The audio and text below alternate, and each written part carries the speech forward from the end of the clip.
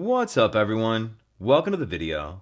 Today we're going to take a look at how to replace the battery in the Chevy Equinox remote key fob. This key fob is going to work on the 2018 to 2024 Chevy Equinox, and it's going to use replacement battery CR2032. I'll put a link in the description box of this video to where you can find these replacement batteries if you're in need.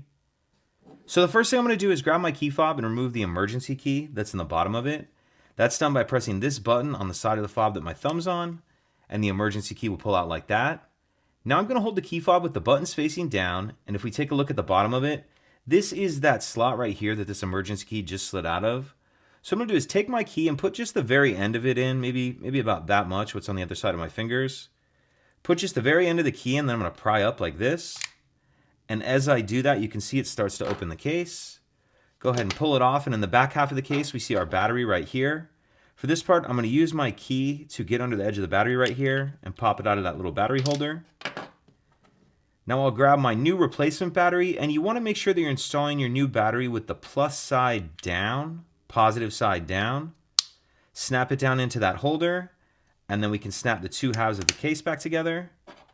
Slide the emergency key back in, and that's it. If you could take a second to like and subscribe, it helps us out, and I'd appreciate it. Thank you.